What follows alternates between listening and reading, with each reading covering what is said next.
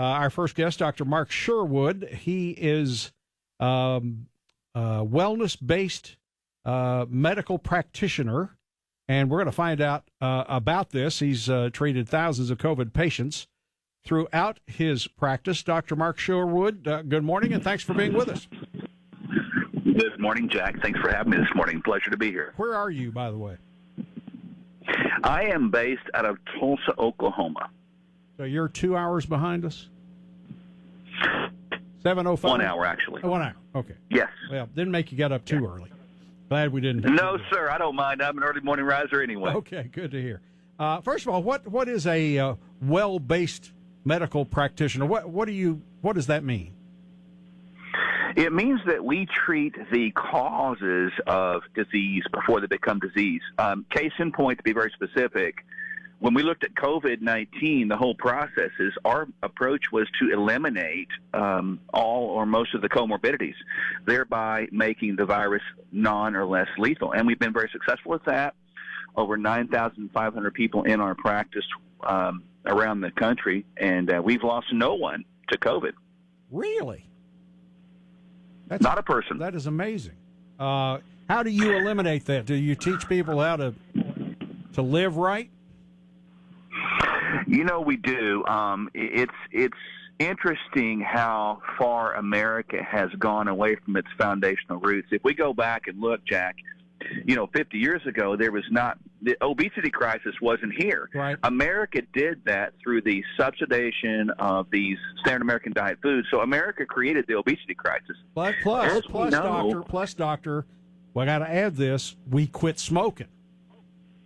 Yeah, there you go, right? Yeah, right.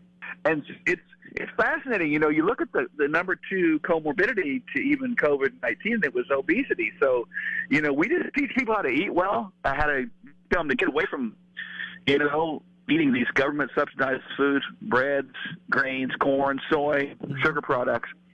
And we supplement necessary, and we've been very successful. We tell them to exercise, sleep more, turn off the negative media, don't listen to the negative headlines, just really try to enjoy life, Yeah.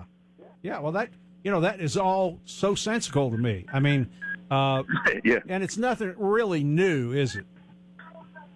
It's not. I mean, what I do and what my wife does have been around for thousands of years, and we've never we've had viruses come and go, and look, Jack, people are going to die. I mean, that's life, that's death, that is, right? But if we do our part, I promise you, we're not going to die one day quicker than God says so, and that's just our part.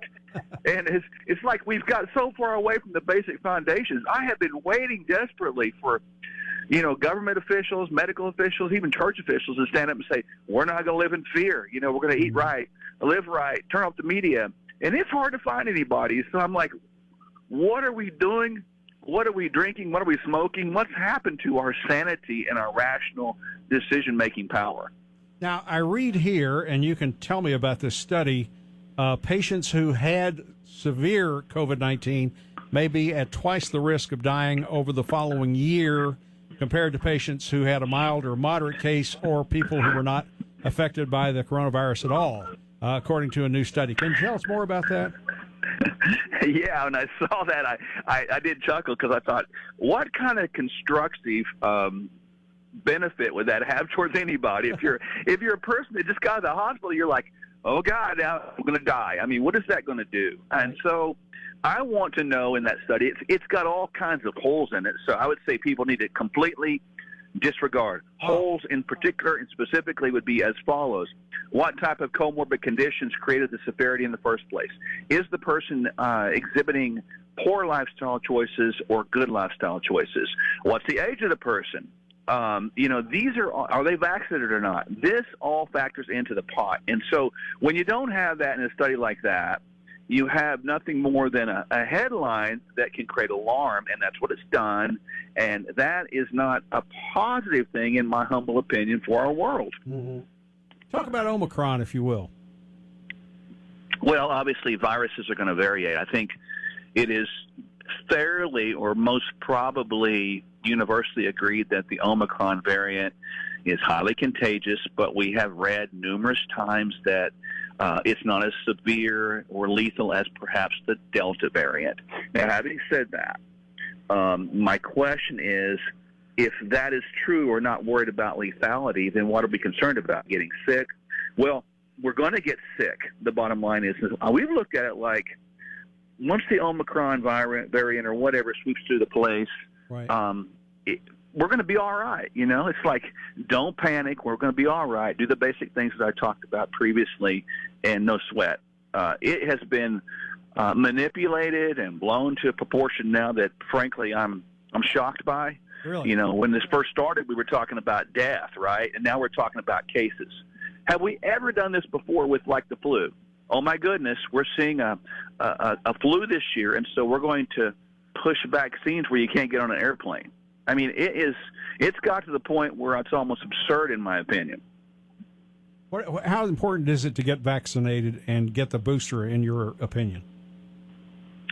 Well, in my opinion, I don't think it's important. I think where people are right now, and I want to make sure people understand that my wife and I are not anti-vaccine, but I want to make this clear that I believe the abilities of our bodies, our adaptive immunity, is completely better astronomically than mankind can ever comprehend or think. I think God made our systems in such a way that we're never going to figure it out.